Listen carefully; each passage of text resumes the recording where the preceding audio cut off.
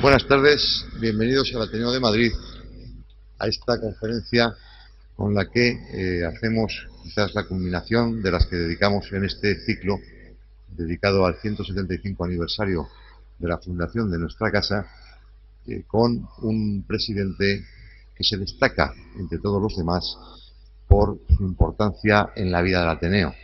No es solo el hecho de que Cánovas del Castillo fuese el presidente que más tiempo ha ocupado en toda la historia del Ateneo de Madrid la presidencia, durante más años, 10.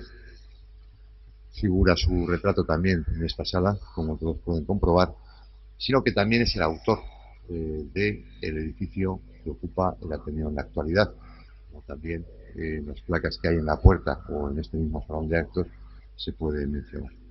Para esta conferencia, que ya digo, a salvo ya del acto de presentación del lunes que viene del libro de Rafael María de Labra de la historia del Ateneo de Madrid y de la magna reunión de Ateneos que habrá también a primeros de diciembre y la representación de la obra de teatro de Valle Inclán, el ciclo pues se concentró en lo que es fundamentalmente la segunda quincena del mes de octubre y el mes de noviembre, y alcanza, yo creo que precisamente hoy, uno de sus citas más importantes.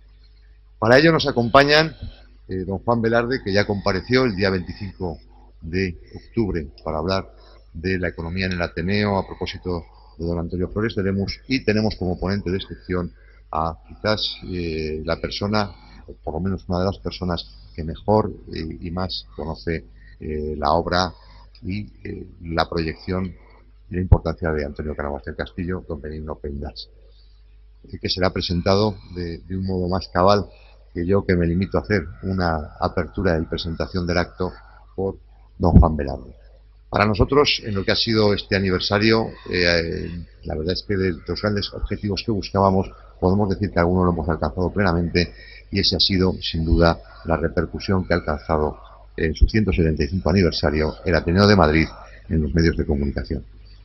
Creemos que también estas conferencias, que todas ellas han sido enormemente buenas, de altísima calidad, nos van a permitir continuar la línea que hemos iniciado de acercamiento y aproximación a lo que es el conjunto de la sociedad, porque esperamos también sacar de ellas, aparte de valiosas enseñanzas, como así ha sido hasta ahora, un volumen en el que poder recoger pues unas aportaciones que han sido todas, como digo, enormemente valiosas. Les agradezco enormemente su presencia en esta tarde fría y otoñal de avanzado otoño de Madrid, y sin más preámbulos y dándoles las gracias a todos, especialmente a quienes me acompañan en la mesa por encontrarse hoy en el Ateneo, les doy también a todos la bienvenida. Buenas tardes. Don Juan, por favor.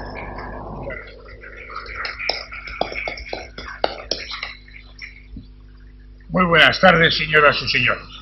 A veces en la vida acaban existiendo acontecimientos que alegran extraordinariamente a una persona. En este caso, el que se me ha pedido que presente a alguien que nos va a enseñar mucho, a mí concretamente estoy seguro, sobre una de las grandes personalidades políticas españolas, Cánovas del Castillo, que es Benigno Pendas. Con Benigno Pendas yo tengo una doble relación. Por una parte es una relación cordial y por otra parte una relación intelectual. Relación cordial como consecuencia de que yo conocí mucho y fui muy amigo de su padre, que era un brillantísimo, alto miembro de un cuerpo excelente de secretarios de Magistratura de Trabajo, ingresó en él como el número 1, era un gran experto en cuestiones de derecho del trabajo, y la amistad mía era desde cuando éramos los dos muy jóvenes y muy niños. Es una relación extraordinaria que, naturalmente, desde el punto de vista cordial, se ha lanzado sobre su hijo, sobre Benigno Pendas, que de pronto me he dado cuenta que es un gran profesor, un gran maestro, alguien que nos está enseñando, y enseñando desde un flanco que es absolutamente necesario dentro del pensamiento, que es, yo me atrevería a llamarlo, para consolidar nombres y no acabar equivocándose uno de cuestiones fundamentales, que es una persona de las grandes en este momento del pensamiento conservador español, discípulo de Díez del Corral desde el punto de vista de la economía y de muchos aspectos políticos y sociológicos de Stuart Mill, desde la economía de Hayek, y al mismo tiempo ha demostrado que es un maestro. La demostración de un maestro es doble.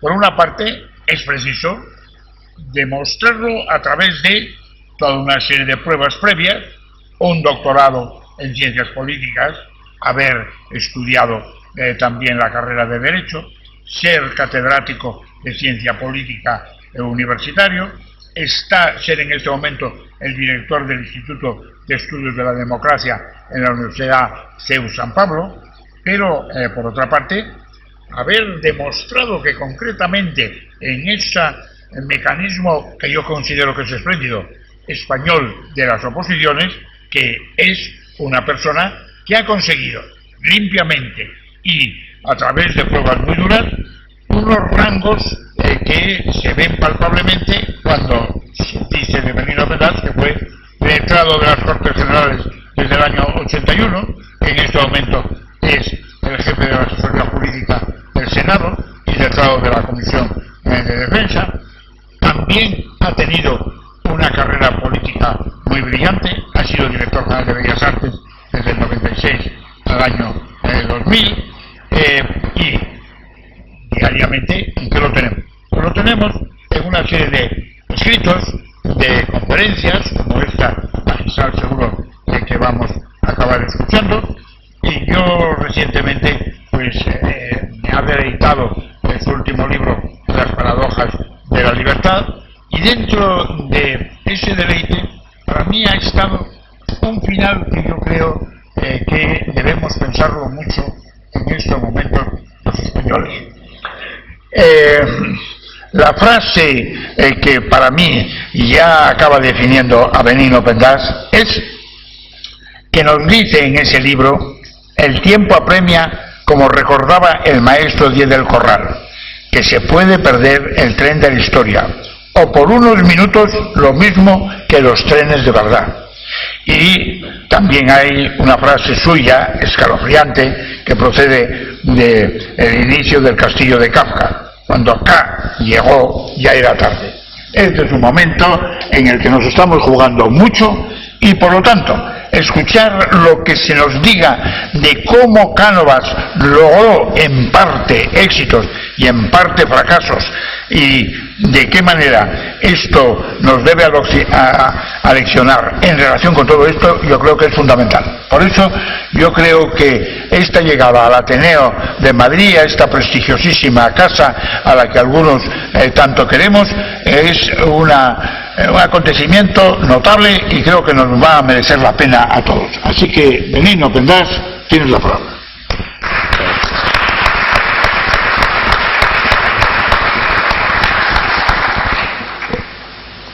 Muchas gracias. Buenas tardes, señor presidente de la sección de Ciencias Jurídicas y Políticas del Ateneo, admirado, queridísimo Juan Velarde, amigo entrañable de larga trayectoria familiar, como él mismo recordaba, desde nuestro común origen asturiano, y por supuesto, como todo el mundo sabe, un sabio y un maestro al estilo clásico, y no solo en economía, sino en otros muchos y amplios saberes.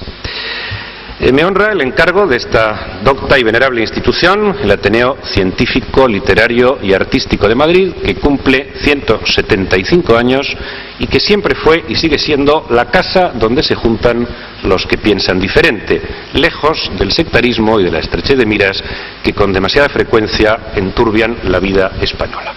Baste recordar, baste mirar a los cuadros en esta magnífica sala, la ilustre nómina de sus presidentes, Menéndez Pidal, Azaña, Valle Inclán, Unamuno, otros muchos, además, por supuesto, de don Antonio Cánovas del Castillo, a quien dedicamos esta sesión. Don Antonio fue presidente del Ateneo en 3 etapas distintas, entre el 70 y el 74, el 82 y el 84, y el 88 y el 92, completando un ciclo de 12 años, quizá el presidente que más tiempo ha ejercido el cargo en esta institución. Pronunció en esta casa sus mejores discursos, donde se encuentran las señas de identidad de su filosofía política entre 1870 y 1891. Participó decisivamente como presidente de la Casa en la inauguración por parte del rey Alfonso XII del nuevo edificio, y Cánovas pronunció ese día una conferencia sobre los maestros de la cultura española en la cátedra del Ateneo.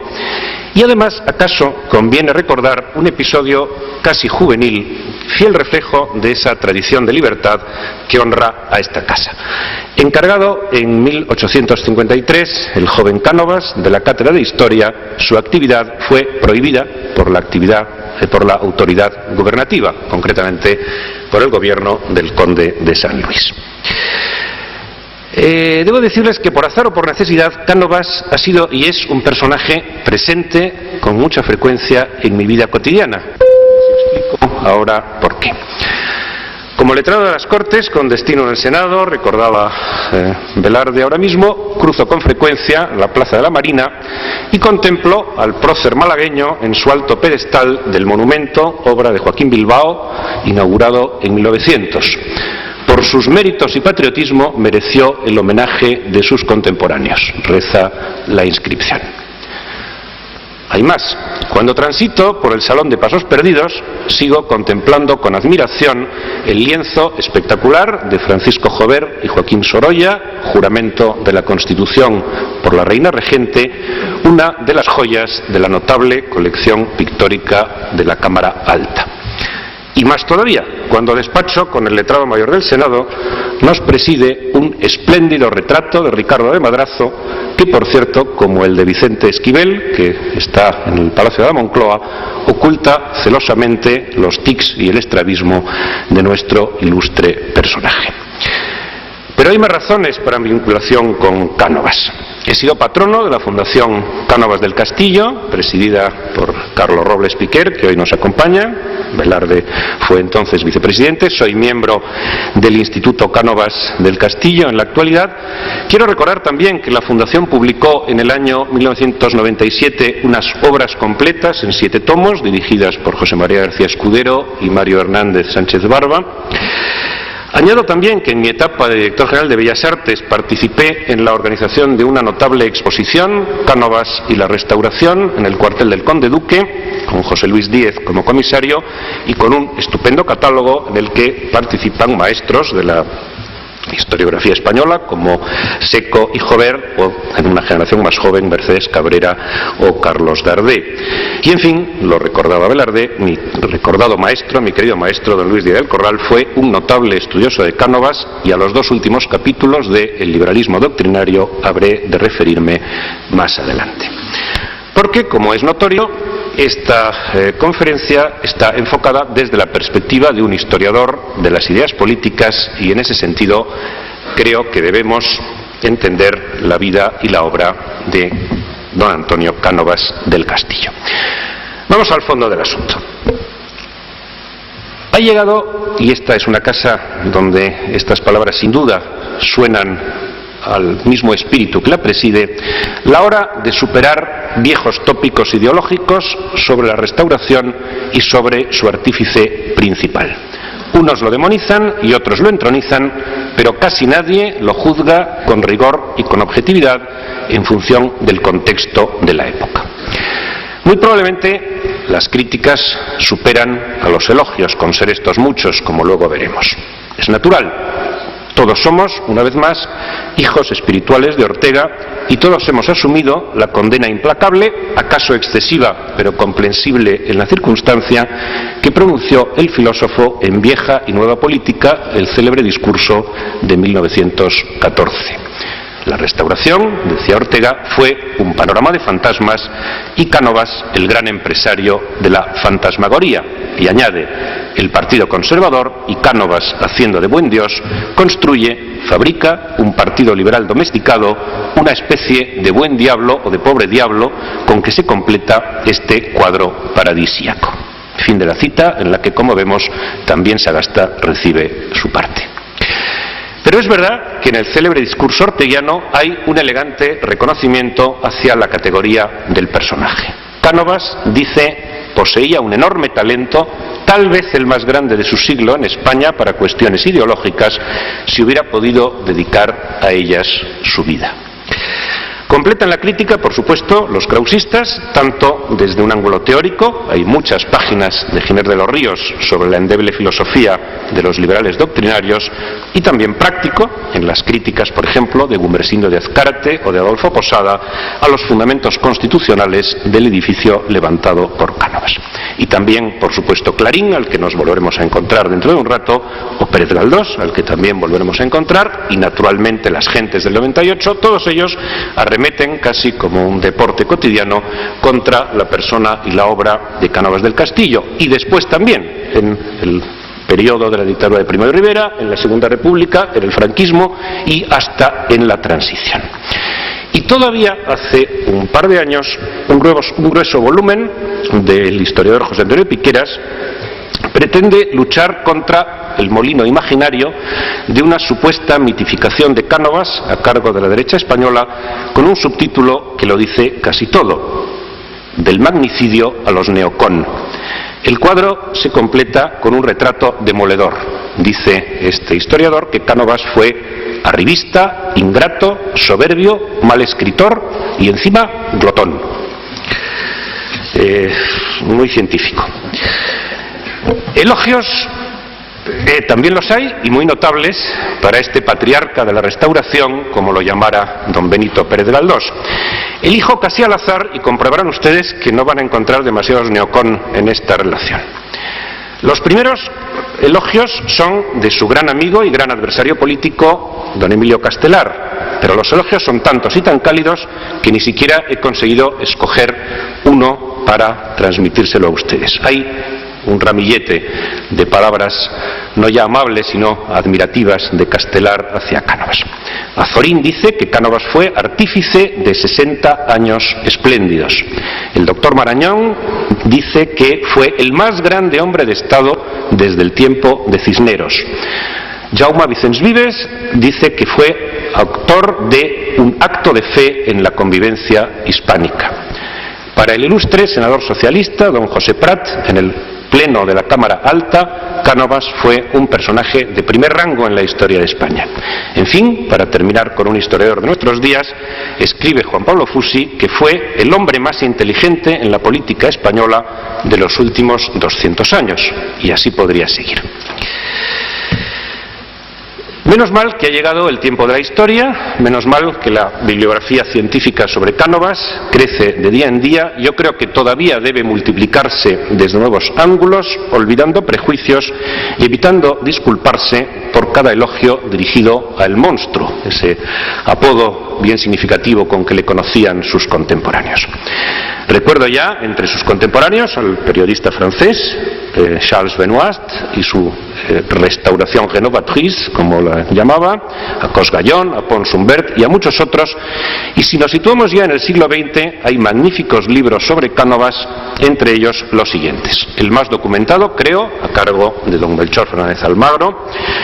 Los más prolíficos, a cargo de mi admirado e ilustre colega en el Cuerpo de Letrados de las Cortes y muchas más cosas, don José María García Escudero.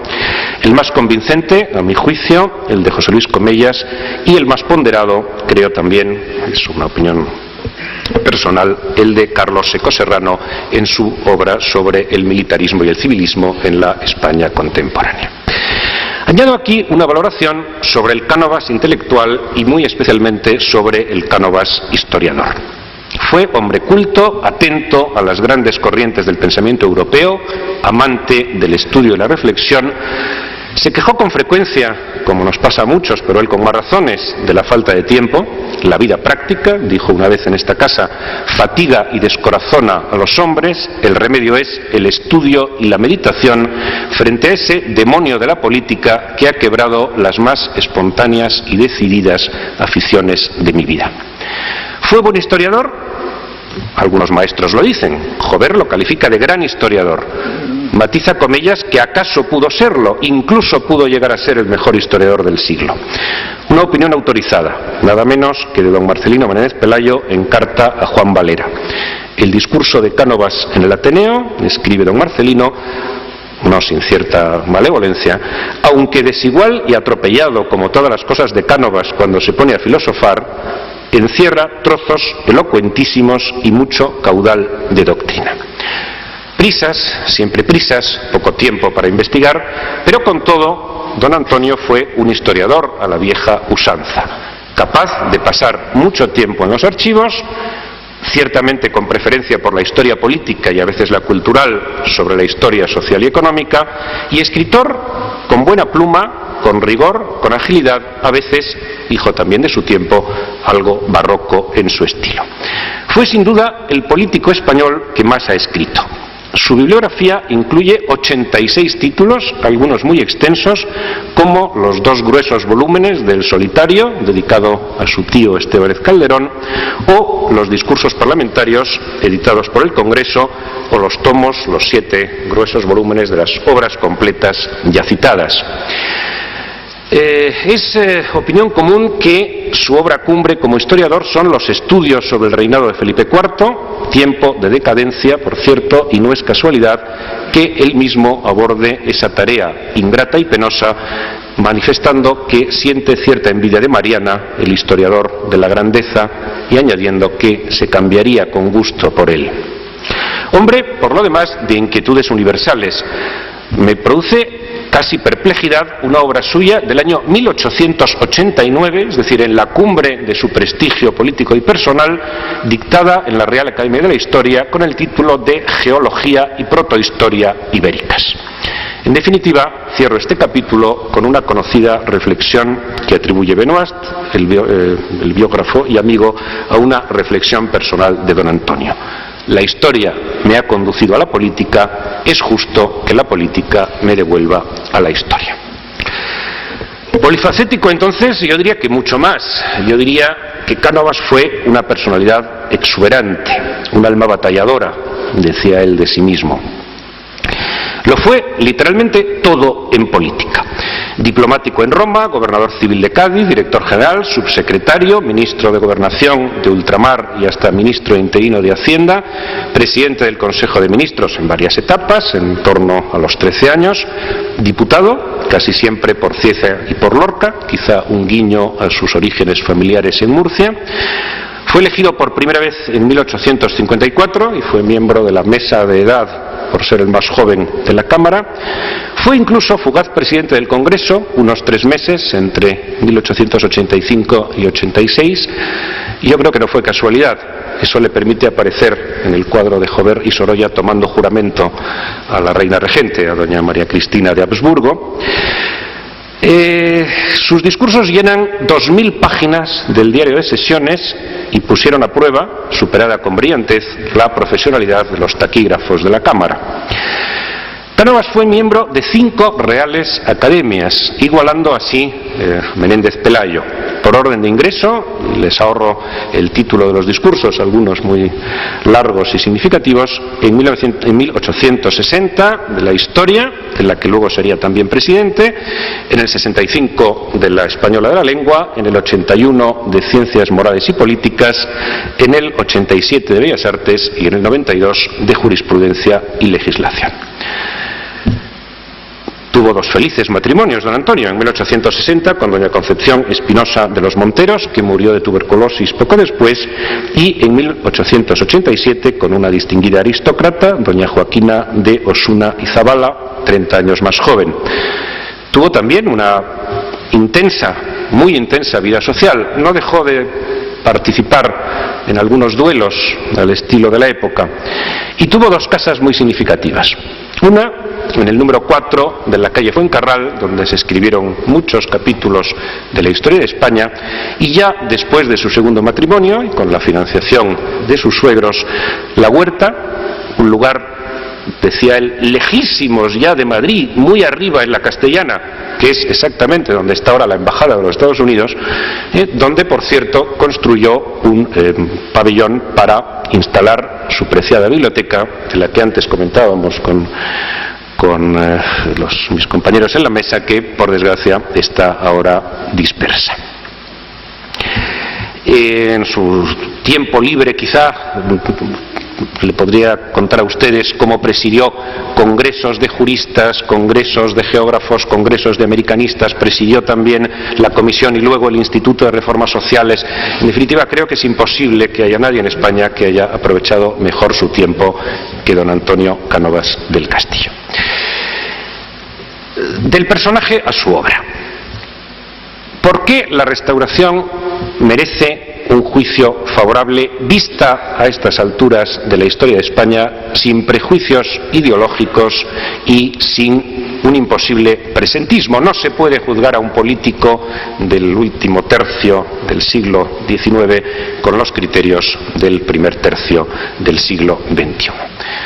Por razones evidentes, por la continuidad, por vez primera en mucho tiempo, de nuestro sistema institucional básico en una época de turbulencias, puesto que, tal vez escarmentados los españoles por las convulsiones del sexenio, Cánovas logró crear un verdadero régimen con un razonable sentido de racionalidad y mesura. Por el civilismo, citaba antes a ese respecto a Carlos Seco. El turno pacífico acabó con una larga etapa de pronunciamientos, golpes militares y espadones, y Cánovas tuvo siempre muy claro esa lección aprendida de su admirado Joaquín Francisco Pacheco y, tal vez indirectamente, de Jaime Balmes. Y, en fin, por la pacificación. La Restauración acabó con 3 guerras civiles heredadas del sexenio, la carlista, la cantonal y la cubana, la de los 10 años, e inauguró un largo tiempo de paz, bien elemental pero inestimable, y acaso, volveremos luego sobre ello, barruntan algunos, hubiera evitado, si no hubiera ocurrido el magnicidio de Santa Águeda, la guerra con los Estados Unidos que condujo al desastre del 98. Y sobre todo, tampoco es justo cargar sobre sus espaldas con la larga etapa de decadencia de la Restauración. Es decir, cabe hablar de Restauración canovista, acaso hasta 1902, pero difícilmente se le puede reprochar lo que ocurrió después. Debo añadir, Cánovas y Sagasta, las dos caras de la Restauración, deben responder solidariamente sobre aquellos acontecimientos y no cargar todos los males indudables a los que luego aludiremos del sistema en la figura del político malagueño.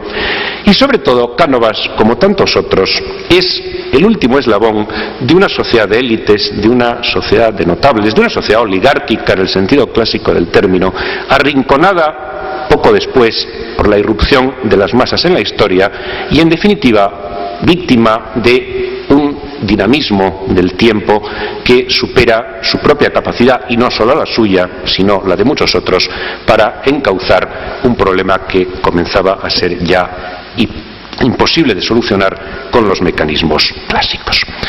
Díaz del Corral ha escrito que lo que España tiene de moderno lo debe en buena medida a aquellos 50 años, pero sobre todo, y sobre eso volveremos, me quedo con el espíritu de concordia que intentó y en parte consiguió implantar como el motivo principal para un juicio favorable, ciertamente lejos de la geografía, de Cánovas del Castillo. Y vamos ahora a la trayectoria vital de nuestro personaje. Una biografía política a grandes rasgos, puesto que, insisto, son tantas cosas en las que participa que difícilmente podemos aludir a todas. Nació don Antonio en Málaga el 8 de febrero de 1828, de origen relativamente humilde, sufrió la precariedad económica a la muerte de su padre, honesto profesor cuyas ambiciones truncó esa muerte prematura, y su madre procuró e hizo lo posible, y lo hizo bien, sacar adelante a la familia, 6 hermanos varones, don Antonio era el mayor, siendo como era, escribe Fernández Almagro, doña Juana, mujer que tenía ínfulas de linajuda, pero muy corta hijuela. Desde niño destacó Cánovas por unas calificaciones excepcionales. Pronto Málaga se le quedó pequeño, siempre quiso mucho a su tierra, pero alguna vez escribió: allí en Málaga, en mis tiempos juveniles, las únicas letras que importaban eran las de cambio, y se vino a los 17 años a Madrid. Como buen costumbrista, Mesonero Romanos tiene unas páginas ingeniosas sobre qué hace falta para triunfar en la vida en la España del XIX. 3 cosas, dice: una mente despejada, viajar a Madrid y encontrar allí un valedor. Eterna tradición hispánica. Así llega a la capital, a la Villa y Corte, nuestro personaje en los albores de la década moderada, y le introduce en la vida de la capital su tío, Serafín Estébanez Calderón, el solitario, que le busca un primer trabajo con asignación mensual de 6 duros, para encontrarle luego un empleo mejor en la oficina del ferrocarril Madrid-Aranjuez a través de su cuñado, otro malagueño de pro, don José de Salamanca, futuro marqués y grande de España, cuyo apoyo tampoco olvidó más adelante el artífice de la Restauración. El joven estudiante de Derecho, y un poco por libre de Humanidades, triunfó muy pronto. Antes de acabar la carrera, el Ateneo le invitó a pronunciar un ciclo de conferencias con un título muy expresivo: Crítica de los cartesianos. Frecuentó después las tertulias del Suizo, de la Esmeralda, colaboró en prensa, incluso dirigió un diario efímero, La Patria, por encargo de Joaquín Francisco Pacheco, su enlace con los puritanos, cuyas lecciones de derecho político le influyeron muy positivamente. Estaba entonces en el ala liberal del moderantismo, lejos e incluso enfrentado con el autoritarismo de Narváez. Fue el sobrino de don Leopoldo O'Donnell, buen amigo suyo, quien le abrió la puerta de entrada al círculo del ilustre militar, que le encargó ordenar su archivo. Algún comentarista malévolo añade: y también sus ideas. Es verdad, no obstante, que el líder de la Unión Liberal nunca llegó a confiar plenamente en el brillante abogado y publicista. Llega así una etapa apasionante. Cánovas apoya la incierta Di Calvarada y redacta el Manifiesto de Manzanares, su carta de presentación en la alta política. Allí se lee por primera vez algo que impregna toda su vida política: nosotros queremos la conservación del trono, pero sin la camarilla que lo deshonra. Luego, su jefe O'Donnell se convierte en hombre fuerte del gobierno espartero al comienzo del bienio progresista, y allí comienza Cánovas su largo periplo por los cargos públicos en el Ministerio de Estado, como diputado en el Congreso y algún otro. Descontento de la situación, se busca un buen empleo diplomático en Roma como encargado de la agencia de Preces, en ese momento jefe de misión en la práctica, ya que la situación era de virtual ruptura de relaciones diplomáticas con la Iglesia como consecuencia de la segunda desamortización. Dice, y hay que creerle, que ese fue el periodo más feliz de su vida. Viaja, lee, estudia, adquiere una biblioteca espléndida, goza del arte, y germina allí, por cierto, una idea que puso en práctica mucho después, en 1877, como presidente del Consejo: el Museo Nacional de Reproducciones Artísticas, al que dio como sede el Casón del Buen Retiro, generando un problema que se arrastra desde entonces prácticamente, y que debo añadir que tampoco en mi etapa de director general de Bellas Artes fuimos capaces de darle solución. En fin, vuelve a España, ocupa altos cargos en Gobernación con Posada Herrera, vuelve a ser diputado y llegan sus primeras y efímeras etapas ministeriales en Gobernación, en menos de 8 meses, en el 64, bajo la presidencia de Mon, y en Ultramar, en menos de un año, entre el 65 y el 66, bajo la presidencia de su jefe político, de don Leopoldo O'Donnell. Y llega la crisis terminal del reinado de Isabel II, el Pacto de Ostende y al fin el sexenio. Son tiempos de supervivencia para un político que prefiere actuar con perfil bajo como diputado, conservar su crédito para el futuro y mostrar su faceta más pragmática, actuando a la defensiva y sin atacar directamente al rey extranjero y elegido, que había perdido, como es notorio, a su principal valedor antes de empezar a reinar con el asesinato de Prim el 27 de diciembre de 1870. De hecho, la revolución le encuentra trabajando en el archivo de Simancas y no se da ninguna prisa por volver. Otra de sus grandes frases: ni con la revolución ni con la corte estaba yo entonces.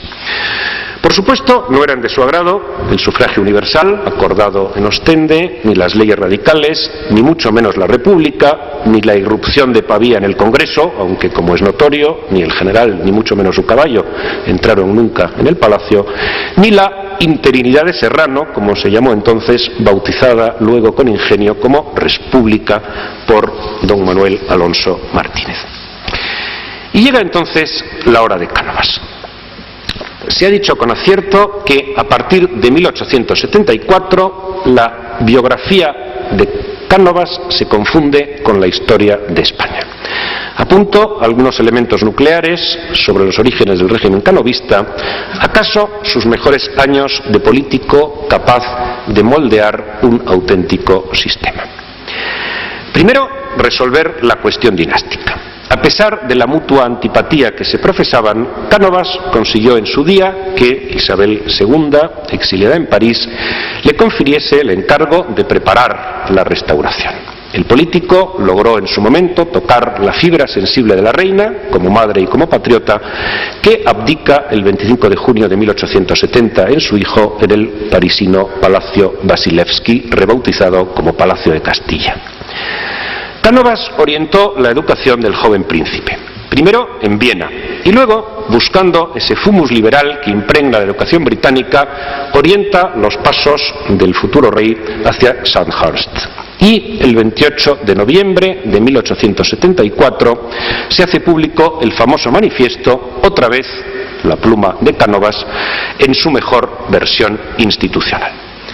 Habla allí de monarquía constitucional, régimen de unión y de paz, acuerdo entre un príncipe leal y un pueblo libre.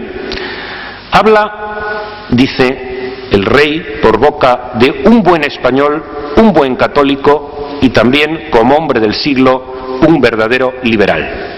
No se pierdan el malévolo comentario de don Benito Pérez Galdós. Aquí está el secreto, el alma de Pío XII, de Pío IX, en el cuerpo de Espartero. Y un matiz en el manifiesto que nunca debería olvidarse. Un mes antes de ser rey, don Alfonso escribe: sea lo que sea de mi propia suerte. Fíjense ustedes lo difícil que era prever cuál iba a ser la evolución política. Bien, la respuesta efectivamente llega pronto, con la proclama en Sagunto de Martínez Campos el 29 de diciembre de 1874. La polémica todavía sigue viva. Está claro que Cánovas prefería la vía civil.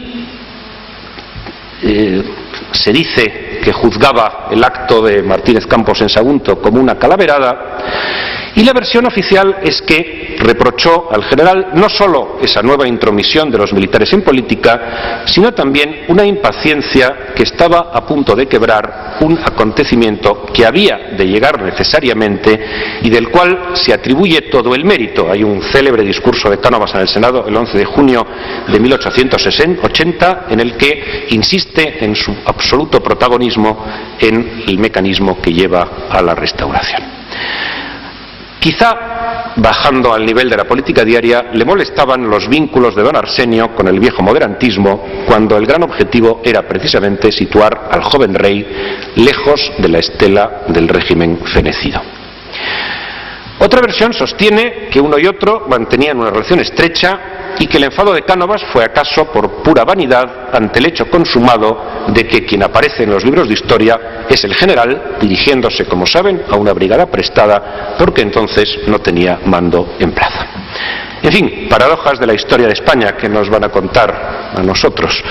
Martínez Campos se subleva a favor de la causa canovista, le pide disculpas a Cánovas, a la vez le exige que se sitúe al frente del gobierno y don Antonio se enfada.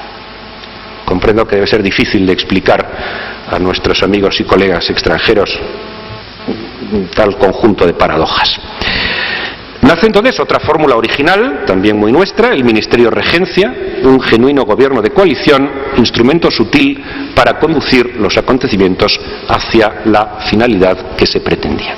Y mientras tanto, el rey toma la fragata Navas de Tolosa en Marsella, desembarca triunfalmente en Barcelona, recibe homenajes aquí y allá y entra en Madrid con mentalidad de joven caudillo, alentada por algún espadón tardío, si bien Cánovas consigue encauzar la mentalidad del monarca con un oportuno viaje real al frente del norte, donde se gana el título de pacificador y donde consigue, en definitiva, mostrar que la restauración va a ser útil para resolver los grandes problemas de España, el primero y principal en ese momento, la guerra carlista. La Constitución de 30 de junio de 1876 es la expresión jurídico-política del modelo Cánovas. Una Constitución ecléctica, breve, flexible, elástica. Su aprobación se debe a unas Cortes Constituyentes, elegidas por supuesto por el viejo sistema de cuotas y de arreglos ministeriales. Dicen los mejores historiadores de nuestro constitucionalismo, por ejemplo Tomás Villarroya, que los debates fueron brillantes y el ambiente conciliador, y la pluma principal, una vez más, como en tantas de nuestras leyes importantes, fue la de Alonso Martínez. No hay en la Constitución, como saben, grandes proclamaciones retóricas, pero sí criterios muy claros: soberanía compartida, derechos individuales limitados, tolerancia religiosa sobre la base del catolicismo sociológico, en el famoso artículo 11, tan ambiguo y contradictorio que cada párrafo parece desmentir al anterior. Pero quizá, recuerda Sánchez Agesta, lo más importante es que la Constitución funcionaba a base de convenciones y prácticas mucho más relevantes que un texto escrito que, por lo demás, al igual que todas las constituciones de su época, aquí y en todas partes, no era concebida todavía como una verdadera norma jurídica, sino como una declaración de intenciones políticas. Bajo esta fórmula, y hasta el magnicidio de Santa Águeda, funciona la dualidad entre el Partido Conservador, los restos de los monárquicos no carlistas, de los moderados, de la Unión Liberal, luego también, tardíamente, de los católicos de Pidal. Gobierna unos 13 años bajo pautas que, en sentido estricto, deben calificarse de liberal-conservadoras y en ningún caso de reaccionarias. Se alternan con los fusionistas, progresistas, liberales, diversos nombres de Sagasta, el diablo pobre orteguiano, vástago civilizado de la izquierda dinástica, al que Cánovas apoyó para ocupar ese puesto de jefe de la oposición, después de tentar, vaya usted a saber con qué intenciones, al radical Ruiz Zorrilla y al veterano Duque de la Torre, el general Serrano. Era Práxedes Mateo Sagasta, un político flexible, escéptico, campechano, poco dado a los libros, muy lejano en temperamento de su adversario. Nunca se llevaron bien, pero fueron leales a la misma causa y, en cierto modo, complementarios. Con Sagasta se incorporaron después los centralistas, llamados entonces centristas, quizás sería mejor decir, de Alonso Martínez, los últimos amigos del general Serrano y el propio Castelar, el viejo republicano, que acabó por ser, a fuerza de amigo, un genuino artífice del canonismo. Es bien sabido que, según el tópico, el reinado de don Alfonso fue canovista y la regencia de doña María Cristina fue sagastino.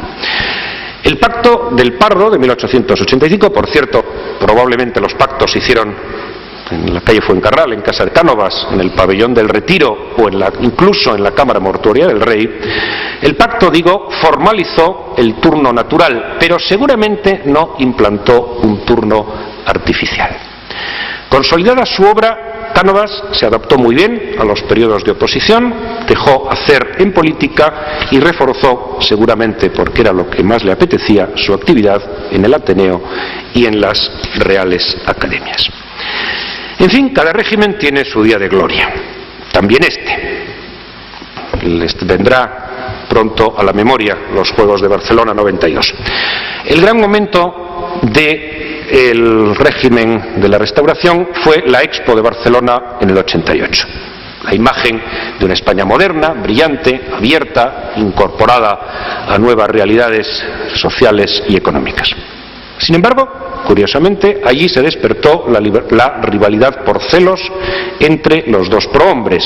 Abucheos aquí y allá a Cánovas, alentados por los progresistas, y poco después la crisis provocada por los negocios de la mujer de Sagasta, una crisis urdida, como no, por Romero Robledo.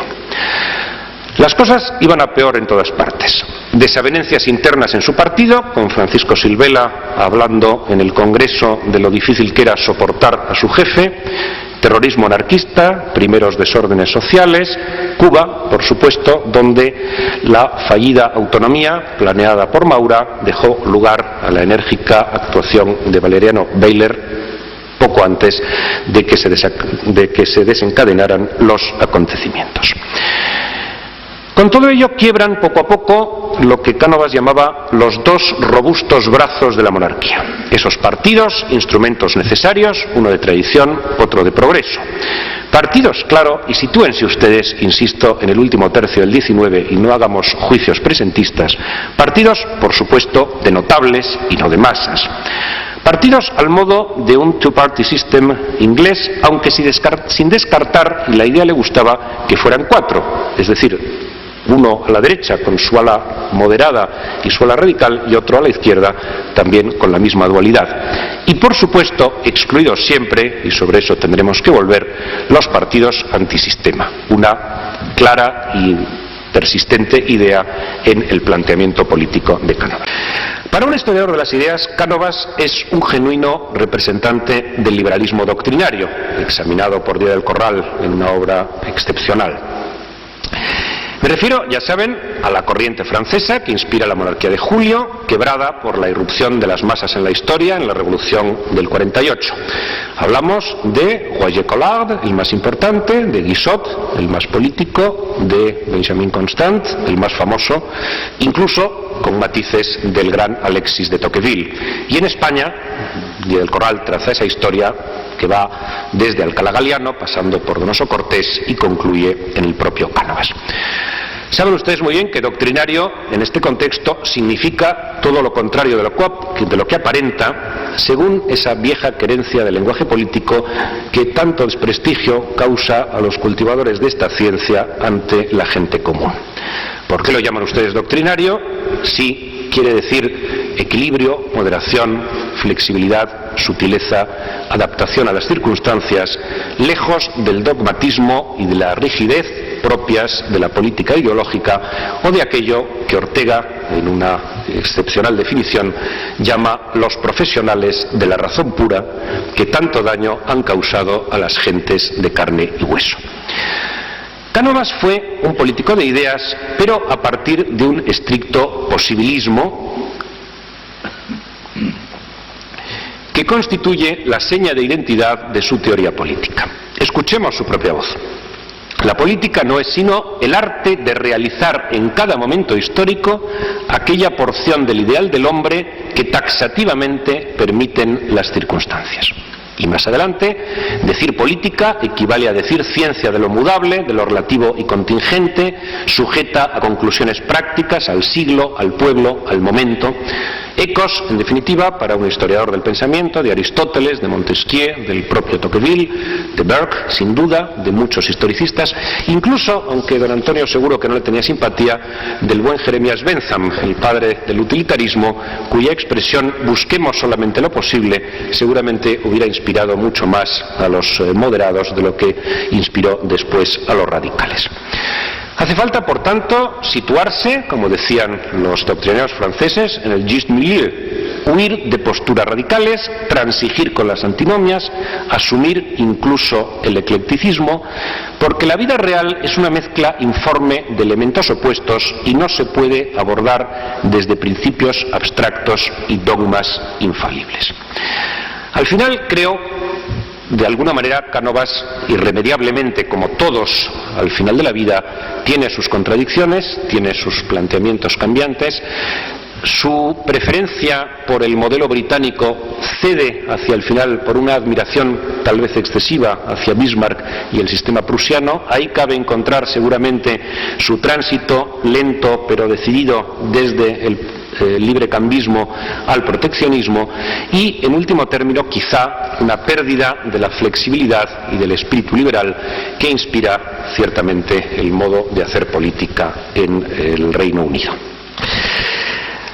Nunca lo reconoce abiertamente, pero Cánovas fue un profundo pesimista sobre la condición humana y sobre la realidad española. Habla una vez más en esta casa. No sé si reputáis paradoja lo que voy a deciros, mas yo pienso en puridad, señores, que los más optimistas, ya que no los más malos, son sin disputa los más peligrosos de los hombres. Y ello porque falsifican la naturaleza y el objeto real de la vida, la corrompen primariamente y, mal de su grado, la llenan de desengaños y, por consiguiente, de tristezas. Ya se sabe, para lectores de Tucídides o de Maquiavelo, que la naturaleza humana es inmutable. Pero las naciones sufren altos y bajos y la nuestra, piensa Cánovas, va de mal en peor. Porque a Cánovas, como a sus enemigos del 98, también le duele España, pero no se indigna, sino que le conduce a la melancolía. Curaos de las ilusiones que os quedan, somos un pueblo decaído, nos hemos salido del cauce universal del progreso. Pero eso no le lleva ni a la irritación, ni a la indignación, ni a las posturas estéticas. Le lleva a trabajar patrióticamente por mejorar día a día y en ámbitos concretos esa situación. No es ninguna casualidad que su preferencia como historiador se sitúe en las épocas de decadencia, buscando acaso gestos que iluminen su actitud.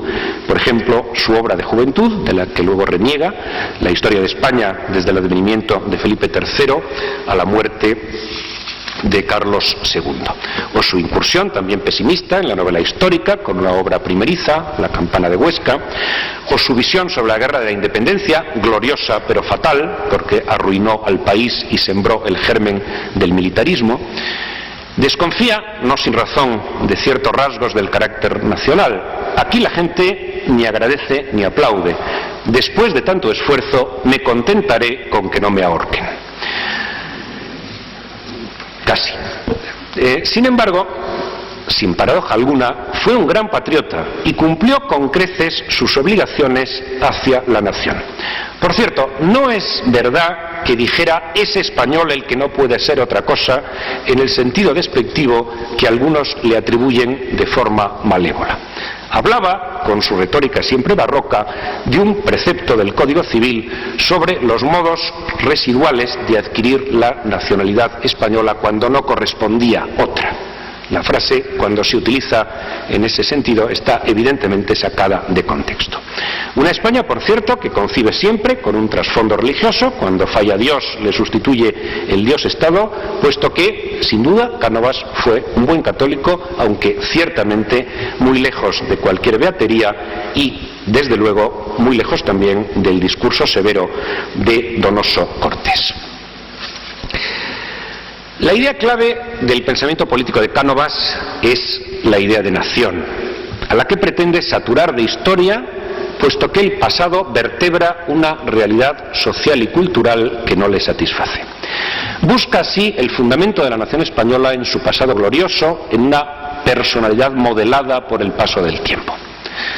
Visto desde la historia del pensamiento, es una visión organicista ajena radicalmente al mecanicismo.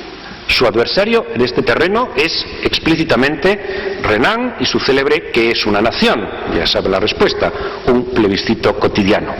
Eso, dice Cánovas, sería una ruina que conduce al suicidio. Muy al contrario, escribe, las naciones son fábricas lentas y sucesivas de la historia, estableciendo hábitos que el tiempo hace instintivos, espontáneos y como naturales. En una obra remarca, y el superlativo es extremadamente interesante, en una obra lentísima de los siglos que conduce a un genuino carácter nacional.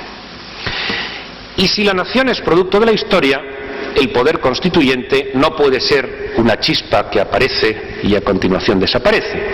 Aquí su enemigo es Sieyès, la nación como titular permanente, irresistible y perpetuamente actual del poder constituyente, pero también Donoso. ¿Recuerdan aquella frase literariamente espléndida de Donoso cuando dice que el poder constituyente no cabe en los libros y rompe el cuadro de las constituciones? Cuando aparece, aparece como el rayo que rasga el seno de la nube, inflama la atmósfera, hiere a la víctima y se extingue.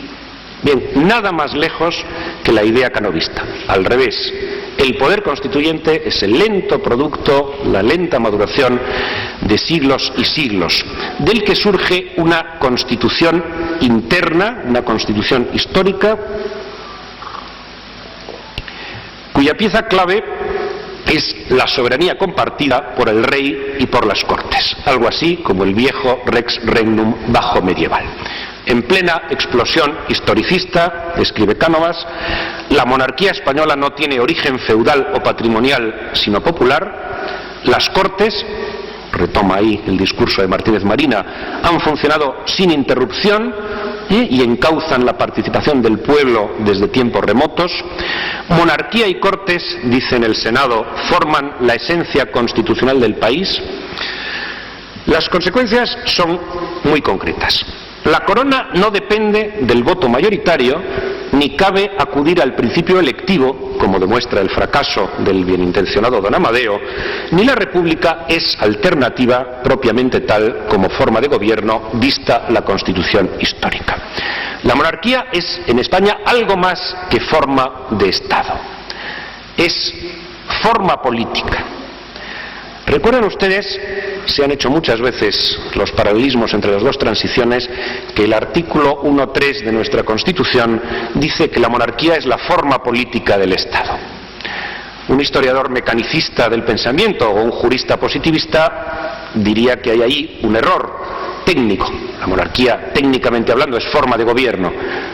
Cuando el artículo 1.3, cuyos avatares en el proceso constituyente son muy interesantes de seguir, dice que la monarquía es forma política del Estado, está recuperando una idea que está en el origen mismo de los planteamientos de Cánovas.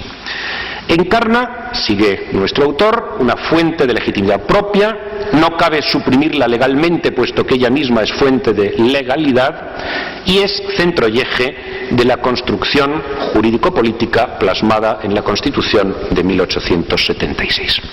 El rey, claro, está por encima de los partidos. Es, reconocerán ustedes otra expresión que nuestra afortunada transición del 78 ha recuperado también plenamente, es rey de todos los españoles.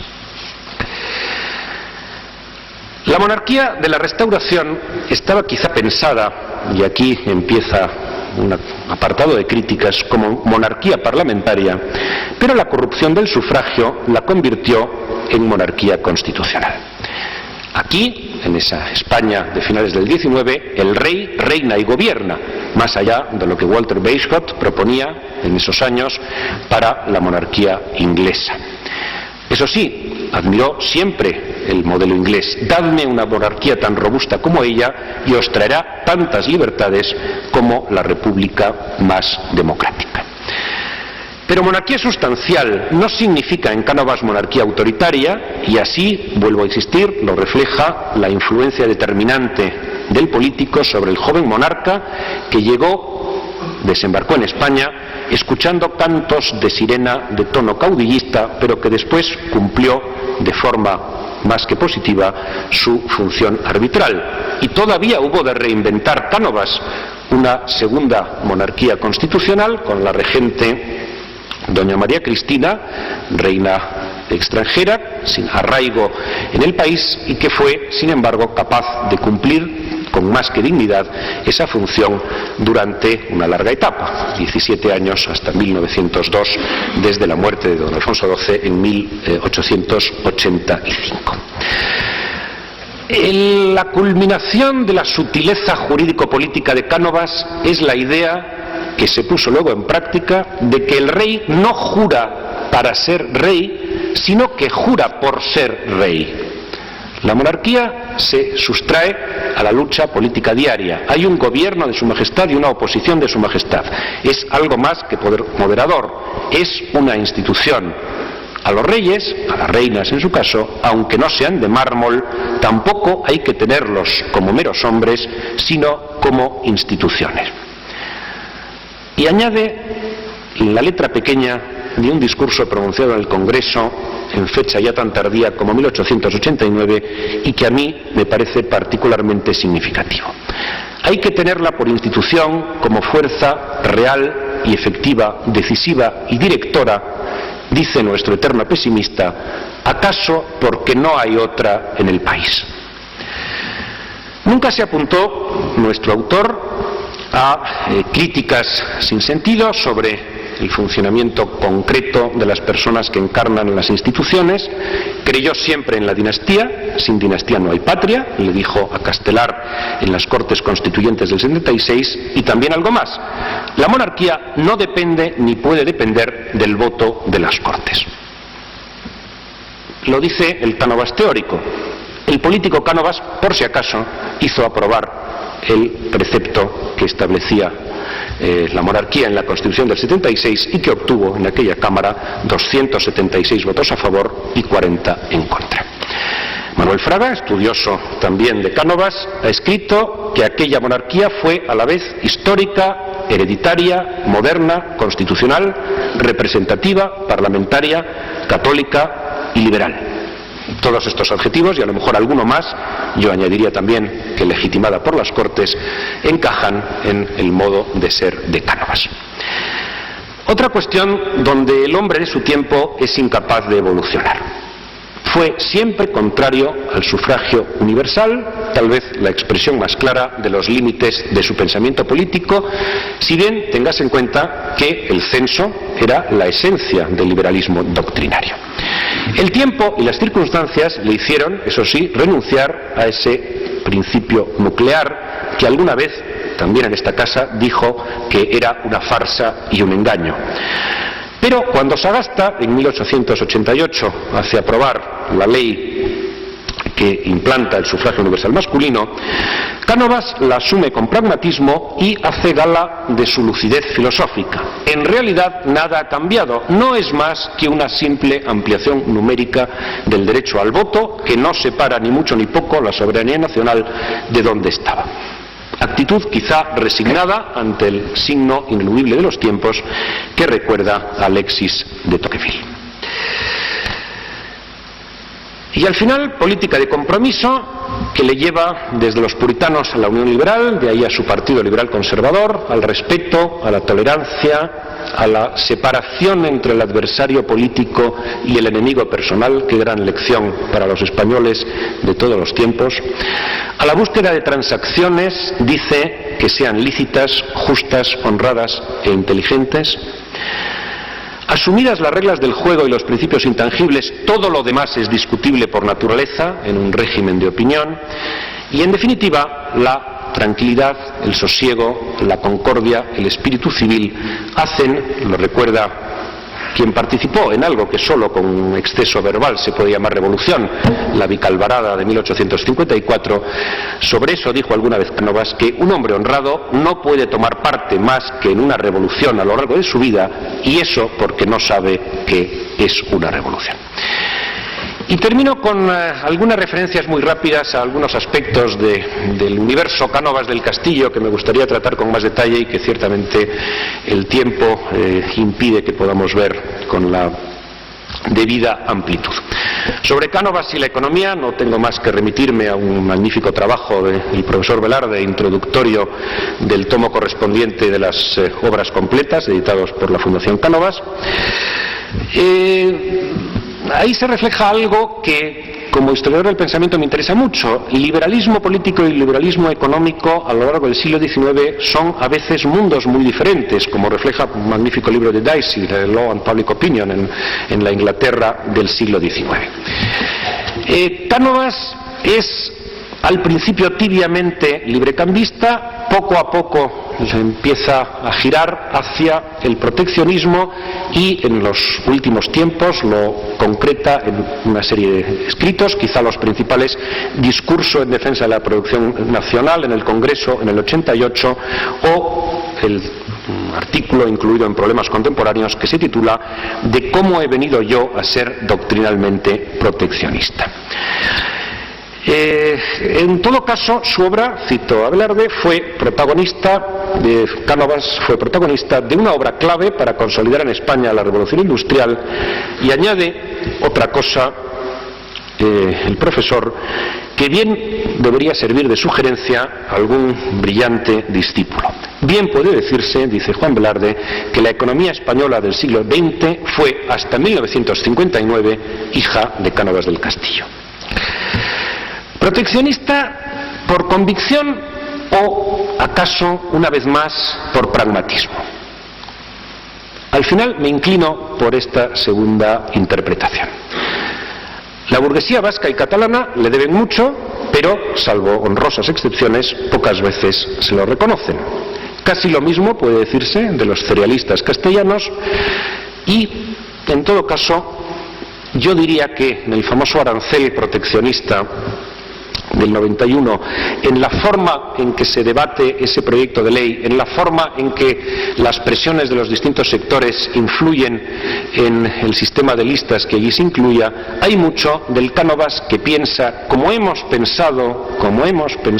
seguimos pensando desde hace mucho tiempo, muchos españoles de bien que tenemos una natural querencia por la España constitucional, que es preciso ganar para esa causa a las burguesías periféricas, a los nacionalismos periféricos, y que anudar redes de intereses al tiempo que un espíritu constructivo de cooperación es la clave del futuro de España. Cánovas, yo creo que como tantos otros, actúa en esa línea en algunas de sus decisiones más controvertidas, incluido el concierto económico de 1878. Y hay otra faceta del Cánovas economista que me interesa mucho: el catolicismo social. Hay quien escribe llega tardíamente. Hombre, llega tardíamente porque el catolicismo social llega con León XIII, no con Pío IX. Pero el último Cánovas, que preside, lo vuelvo a recordar, primero la Comisión de Reformas Sociales, en la que procura que le suceda, que como siempre lo consigue, nunca falla, un clausista, don Gumersindo Díaz Cárate, y luego el Instituto de Reformas Sociales. En esa época Cánovas hace ya algunos discursos en los que habla de la prioridad de la cuestión social sobre los problemas políticos, habla del Estado como titular de un derecho de coordinación social para reparar la injusticia y prevenir la revolución, y se fija, acaso en exceso, en el modelo Bismarck, en la libertad y la disciplina de Alemania, movido por una admiración a las razas del norte frente a la decadencia de los latinos, que nos vuelve a situar en un lenguaje felizmente superado, pero que era perfectamente habitual en la literatura de la sociología positivista del siglo XIX. Y este capítulo económico lo termino con una reflexión muy actual que demuestra la inteligencia suprema de un político. ¿Qué es lo posible?, se pregunta un día en el Congreso. Lo posible es aquello que cabe en un presupuesto. Defectos del sistema: oligarquía y caciquismo, elecciones falseadas, manipulación electoral, el régimen perverso de los amigos políticos, descrito brillantemente por Varela Ortega. Todo ello diseñado desde el Ministerio de la Gobernación. Cánovas tuvo allí altos cargos con Posada Herrera, el gran elector, el mago del telégrafo, de quien fue subsecretario y con quien, por cierto, nunca llegó a congeniar, y con la natural habilidad de Cánovas para la política, neutralizó en la presidencia del Congreso durante las 3 primeras legislaturas de la Restauración. Por supuesto, Posada Herrera fue un aprendiz al lado de Francisco Romero Robledo, canovista leal, y luego rival de su antiguo jefe, y luego amigo, una vez más leal, puesto que él sufragó básicamente la estatua que preside los jardines del Senado de la que antes hablaba. Claro que el sistema era perverso, claro que el triunfador en las intrigas políticas y palaciegas ocupaba el Ejecutivo y desde allí organizaba las elecciones a base de encasillados, de pucherazos y, si hacía falta, que a veces hacía falta, de partidas de la porra, con el ministro de la Gobernación y los gobernadores civiles como instrumentos. Claro que sí. Pero ¿acaso en el siglo XIX eran modélicos, eran perfectamente limpios los sistemas electorales de los grandes países democráticos del mundo? ¿Acaso no existió, y existe, en Estados Unidos el gerrymandering, o no se aprobó la cláusula del abuelo para evitar que los negros votaran una vez terminada la guerra de secesión en algunos estados del sur? ¿Acaso no existía el voto doble o los burgos podridos en el Reino Unido? Es decir, todo género de críticas al mecanismo electoral de la Restauración son merecidas, pero ciertamente deben extenderse también más allá de nuestras fronteras. Voy terminando. Un repaso mínimo a la política exterior de perfil muy bajo, demasiado bajo, seguramente. Los vaivenes de Cuba, empezó bien, la paz de Zanjón, terminó en el desastre, víctima del destino manifiesto puesto en marcha por los norteamericanos. Apenas fuegos artificiales hacia el mundo iberoamericano, la ruta colombina hacia la Rábida, que él, como no, presidió. Un interés muy especial por Marruecos, incluso como historiador. También empezó bien con la Conferencia Diplomática de Madrid en 1880, luego fue incapaz de detener el avance de la influencia francesa en los territorios españoles del norte de África. Con el Vaticano mucho mejor con León XIII que con Pío IX. Digamos que pragmatismo una vez más con Francia, incluso en muy buena medida el arancel proteccionista pues tenía como soporte una neutralidad diplomática. Amistad y admiración hacia Bismarck, que el canciller de hierro, por cierto, a título personal le devolvía, hizo grandes elogios de su figura, pero que no impidió el incidente de las Carolinas en 1885, que tenía muy mal aire para España y que al final se resolvió aceptablemente gracias precisamente a la mediación del Papa León XIII. Y una vez más, el realismo pesimista de nuestro autor. Frente al apasionamiento de Joaquín Costa sobre nuevas conquistas y nuevos momentos brillantes y apasionados, he aquí una frase de Cánovas sobre política exterior. No hay que dejarse llevar por las ilusiones ni por los quiméricos planes de conquista. Me salto el capítulo Educación y Cultura. Casualidad o no, la edad de plata de la cultura española coincide con el tiempo de la Restauración. Las gentes del 98 y las del 14, que tuvieron a gala derribar intelectualmente su obra jurídico-política, le deben sin duda el marco institucional en el que aquella se desarrolla. Son los años también de la famosa polémica sobre la ciencia, y es verdad, por recordar la mentalidad canovista, que en cuanto pudo, y fue muy pronto, cesó al ministro Orobio, culpable del planteamiento de la cuestión universitaria en el primer gobierno de la Restauración. Y una reflexión del propio Cánovas sobre la realidad del país. Tengan ustedes en cuenta que poco antes de 1900 el 64% de los españoles no sabía leer ni escribir. Y termino. El 8 de agosto de 1897, como es bien conocido, un anarquista italiano, Gioliggio, asesina a Cánovas en el balneario de Santa Águeda, en Mondragón, su lugar favorito para las vacaciones. La escena es conocida, salen de misa Cánovas y su mujer se detiene a charlar con unas amigas, Cánovas, siempre impaciente, se compra un periódico, se sienta en un banco y se pone a leerlo con la intensidad habitual. Aparece este personaje y dispara 4 tiros, de los cuales 3 hacen blanco. La versión oficial dice que el anarquista Gioliggio está vengando a sus colegas españoles torturados en el castillo de Montjuïc unos meses atrás. Y la otra línea de investigación historiográfica, cada vez más definida, habla de la instigación por agentes de la insurgencia cubana y concretamente por el doctor Betances, instalado en París como responsable último de haber armado la mano de aquel personaje. Cánovas conoció 5 constituciones, 3 formas diferentes de monarquía, 6 regímenes provisionales, 4 regencias. Cuando muere, dice la reina regente, ha muerto Cánovas, el hombre que tenía soluciones para todo. Muy expresivo también su antagonista Sagasta. Ahora, muerto Cánovas, ya no hay gente superior, todos podemos tutearnos. El día 13 fue enterrado en Madrid con honores de capitán general y poco después la reina regente otorgó a su viuda el título de duquesa de Cánovas del Castillo. Y ahora sí que termino de verdad. Siempre he creído que en la obra de los grandes literatos hay una expresión simbólica capaz de describir con una imagen, lo mismo que los grandes pintores, aquello que los historiadores, incluidos por supuesto los historiadores de las ideas políticas, necesitamos mucho más espacio para transmitir. Hay mucho de lo bueno y de lo malo de la Ilustración en este breve párrafo de un cuento, más bien una novela corta de Leopoldo Alas, Clarín, Doña Berta, publicado en 1892. Clarín, que fue ciertamente enemigo del canovismo y del sistema, pero respetuoso también con el personaje.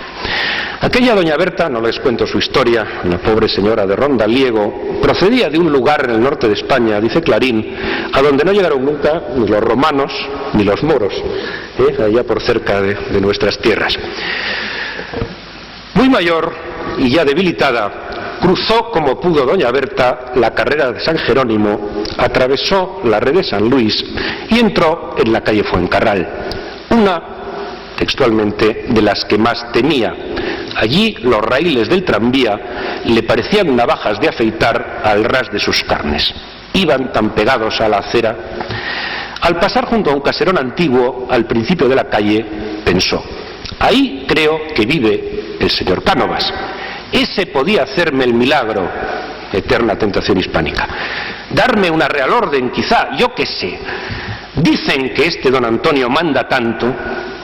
Mientras meditaba, dio algunos pasos sin rumbo, oyó voces, un ruido confuso, la derribó un caballo, una rueda le pasó por medio del cuerpo, mientras un carro de curiosos contemplaba la escena.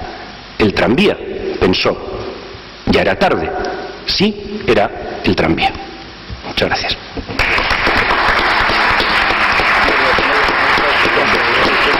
No sé si un poco largo, ¿no? Me parece que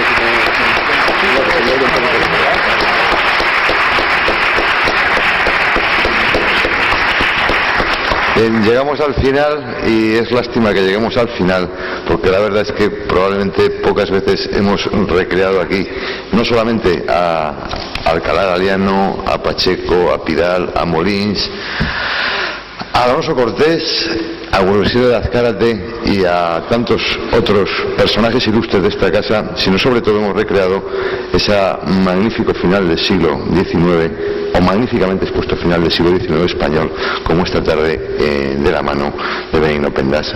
Muchas gracias, Benigno, muchas gracias a todos ustedes y hasta la próxima sesión.